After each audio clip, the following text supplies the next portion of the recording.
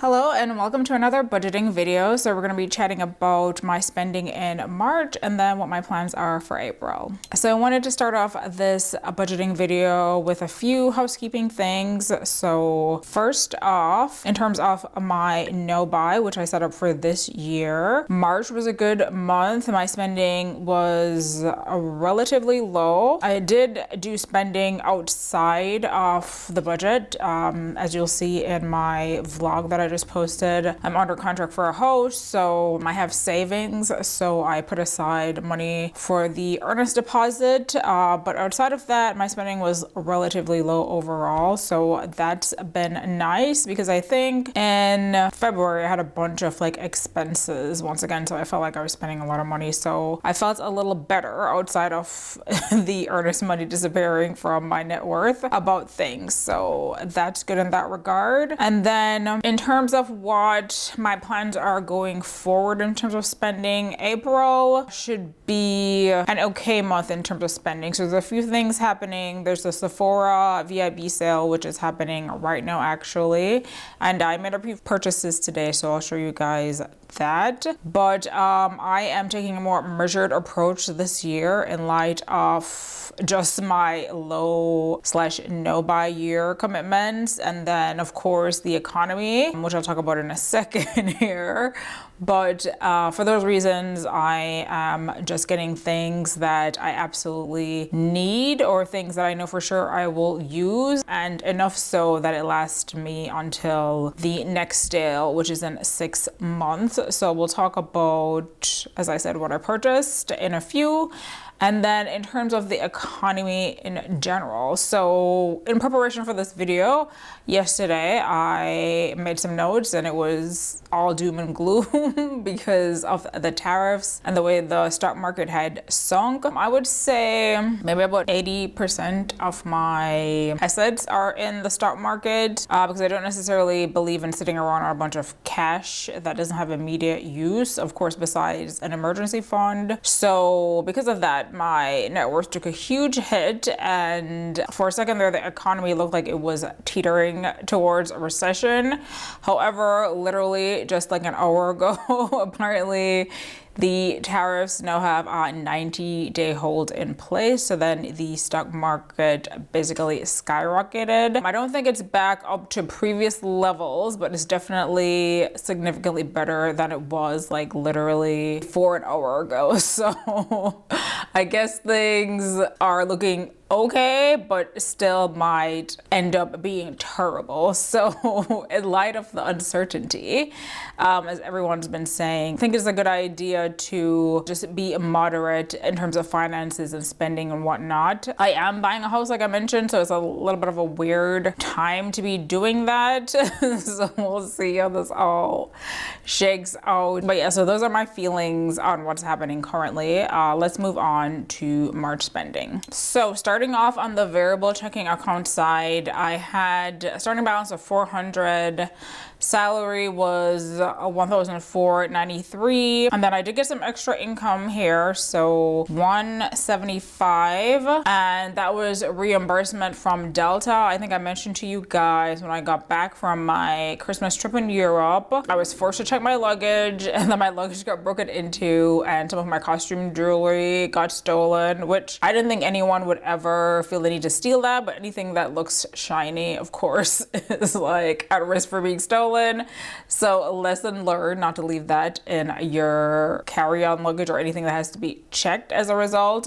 So anyway, Delta reimbursed me for the jewelry that I lost, and then I had to have my suitcase lock repaired, so I shipped that out and I got reimbursed for the shipping. So that's what those two things are. So available balance was $2,068, and then bill subscriptions $15, electricity $74, internet $45, so everything stayed the same, so $134 total. And then living, groceries, I did not spend that much on groceries.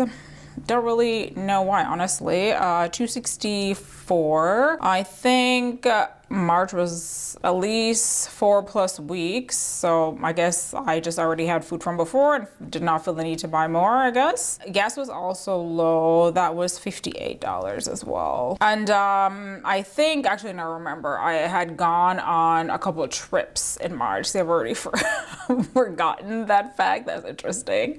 Yes, so I finished up Nicaragua and then I went to Naples, Florida. So wellness, this came in higher. Like, this has been a high spend category recently, and it's usually medical related. So let's see what happened this month. So $132 for medical, so they're just like medical bills, so co-pays and the like.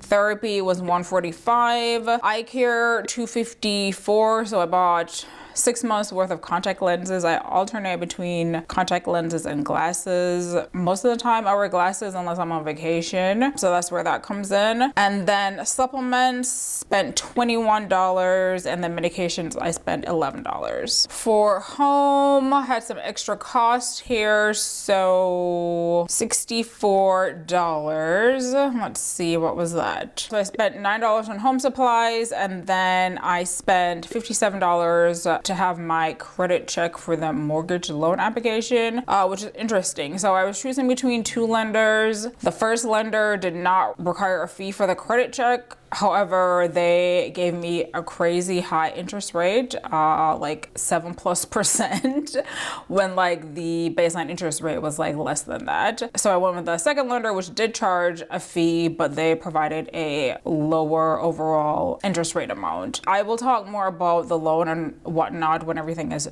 done in a separate video. And then car maintenance, I spent $6 on car wash. I think I only washed my car once. So in total for living, that was $956. Extra $7 on detangler, so hair care, and then gifts, $115. The Naples trip was my friend's birthday celebration, so I chipped in for things for her. Movies, $19. I went to see Working Man with Jason Statham, who I love. This movie, however, was quite cheesy, but still entertaining nonetheless because it was on the big screen. So if I had to do that again, that would be like an at-home movie for sure. Like, no need to spend money on that. But I think I had like a $5 ticket, at least one $5 ticket, and the other one I paid for full price because me and JS went. Then office supplies, spent $11. What is this? Oh, I bought a keyboard stand for my keyboard because I had an ergonomic keyboard before, however it stopped working, so I went back to my regular MacBook keyboard, which is flat, so I needed a stand to like make it angle so that it wasn't just flat. Then tax preparation, I finally did my taxes, yay.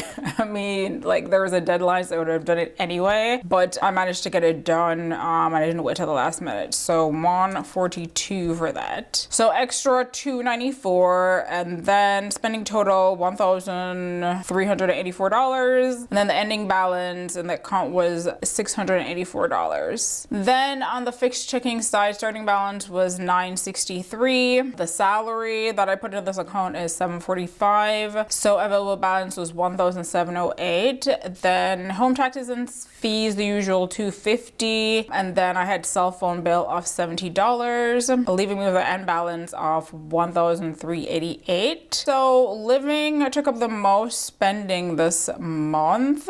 More than likely because of wellness. Bill second, and then extra the lowest, which is good. So total income $2,413, spending $1,704, and then $709 difference. So that's it for March. Let's move on to April. Okay, so starting balance is $400 once again in the variable checking account. That's just a standard $400 that I always have left in there. Just account for my Target debit card. So salary was $2,283, and that is higher than previous months because this is the last month that I will have a car payment. And how this works is that my salary that I show here is just money after certain investments, savings, and in this case my car payment was taken out. So know that I do not have a car payment because the car payment for April, which is the last month, is going to be taken out from money that I already had saved. So now I have more discretionary income in here. And this is subject to change once I figure out what I'm going to be saving next for, or of course when I get a mortgage, etc. But as of this month, this is what we have. So there is no anticipated extra income. A bill balance $2,683. Bills, subscriptions are going down $11. I got rid of one thing. However, I think I'm due to re-up my Wall Street Journal subscription at some point in the future, so this might change again. Electricity was $51, so that's going down, which is nice. And then the internet is $45 as usual. So total for bills $107. And then groceries, I'm gonna be budgeting $400. We are 9 days into the month so far. Gas $100. Wellness spent $18 so far, so spent $13 on supplements, $5 on medication, and then I should be having some medical bills as I've been going to the doctor. So I'm sure some bills will come soon. And then home.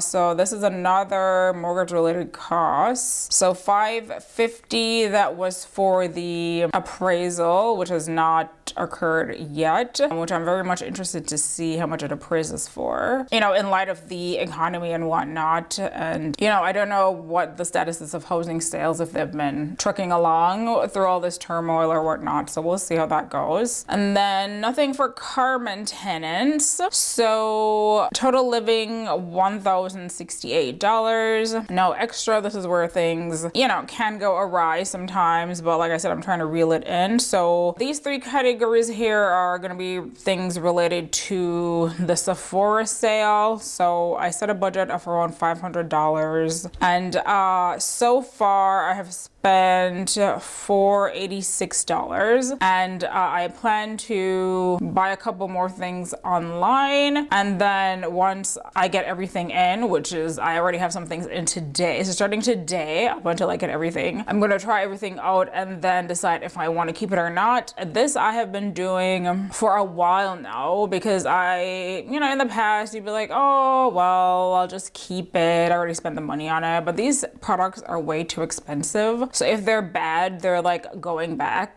to the store. So this amount may change in the future is what I'm basically saying, but I'm going to be, you know, having a testing period with everything. But initially I had budgeted $250 here, $250 here, and then here I had budgeted $7 for the detangle, which I've already bought. However, I think I want to add one more thing from Sephora. I'm sure you guys have seen those new bond treatments that allegedly repair the bonds in your hair or whatever. So I'm thinking about getting something like that, because I noticed that the longer my hair gets, the more tangly it gets, which basically of course means that the older parts of my hair are more damaged than the newer parts, and those are the parts that tangle. So I wanted to get one of these bond repair things to see if that like decreases the tangling. This might go up, I think that thing costs like $60, so this might be around $70, unless of course it doesn't work, then it will be going back down to $7 because it will be getting returned. So let's put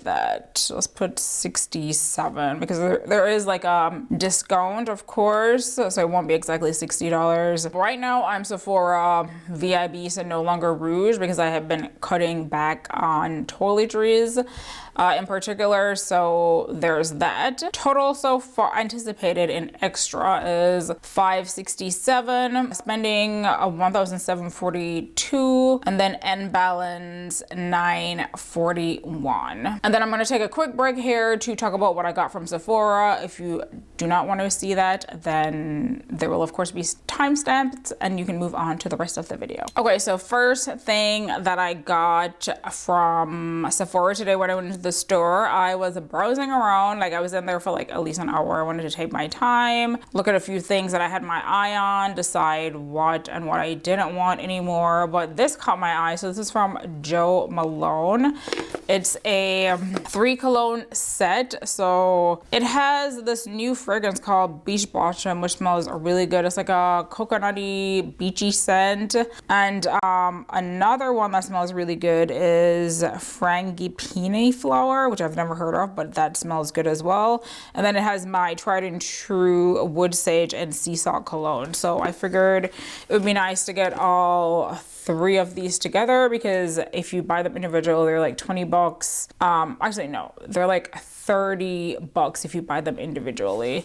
And all 3 cost 80 bucks. So a little bit of a discount there. Next is the Tasha Brightening Serum. Basically, this is a vitamin C serum. So I normally use the one from Drunk Elephant. However, that one requires mixing, which doesn't take very long, maybe about 1 minute, but it's still like something that you have to do. So I figured I'd try this one from Tasha. I do really like Tasha skincare, you'll see. And if you have something else from them as well. Next up, I got the Josie Maran Argan Whipped Butter. This one is in Topless Tangerine. I got the scrub last sale, which the scrub is okay. The scent is divine, but just like the actual scrubbing particles weren't that great to me. It's like a fine sugar, but I wanted to test out the body cream because I love the scent. So we'll see how this fares. And then I got this body scrub from Youth to the People. So it has 10% alpha hydroxy acid plus, of course, physical exfoliants. I always love physical / chemical exfoliant combo, so I'm excited to try this out. I smelled it in a store because that's like one of the things that I'm like big on is like scents. Like if it doesn't smell good, like I don't want to use it. So this smelled good. It had a nice earthy scent, which was tolerable, and it might even be pleasant once we use it in the shower. Next up is my tried and true Tasha Rice Wash. And I honestly was not going to get this. I had like a few samples that I wanted to use up until the 6-month time came. However, they had the value size in the store, which always sells out like first thing when the sale comes around. So I was shocked to see it like actually in the store. It said it was out of stock. So I decided to buy it so that I have it. It'll probably last me like 2-3 years, which is excellent. And then the next few items that I have are small things. So new to Laneige, or new to me, is the Glaze Craze Tinted Lip Serum. This one is in chocolate frosting. So normally I, have the lip sleeping mask and the lip gloss, but I have never tried their tinted version, which honestly I was thinking to myself, I was like, why doesn't the Laneige not have like tinted lip balms? Like that would be amazing. So here we are, they do have them. So I'm excited to try this out. This is like a dark chocolatey color, so I think that'll look good, especially on dark skin. And the next thing that I have is from Merit Beauty. This is their Shade Slick Jelly. This one is in, I think it's called Jet. It's like a French word, which I don't know the meaning of, but it's a translucent peachy color, which I think will look good for like spring, summer. And then I got my Holy Grail mascara as of now, which is the Ilia Limitless Lash Mascara. So this is that. Now we're gonna move on to the rest of the budget. So on the fix checking side, starting balance was $1,120, so a little lower than. Sometimes there's some discrepancies based on when things come out, etc. If I somehow take out extra to invest or something, but this is fine. So salary $745, available balance $1,865. So home taxes and fees $250, the usual.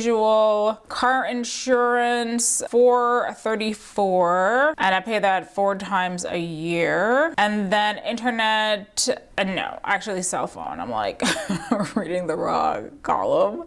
So cell phone is $70. So end balance in the account should be around $1,108. Living once again is taking up most of my spending, which seems to be the new trend, which is better than it being extra, honestly, because I was spending a lot of money on things that I did not necessarily need before. Bills coming in second, and then extra last. So income has gone up like I mentioned from previous months, so 3,028. Spending also went up like this month, or potentially, since this is just the beginning of the month, 2,499 with a breakdown there, and then the difference of 529. So that is it for my spending and budget for April. Of course, I want to hear from you guys. It's been a while, but I'm definitely wanting to know how you guys are feeling about, the current state of our economy in particular. Are you feeling secure in your money because you've made the right decisions? And even if you somehow have made the right decisions and you're still feeling insecure, let me know about that. Whatever your feelings are, I would love to know how the general populace is feeling. I read the news and, it's kind of a mix as to what is actually happening here in terms of, it's hard to get a feel. So I would love to hear from you guys, just as regular people, what's going on. And I look forward to chatting with you in the comments. I will see you in the next video.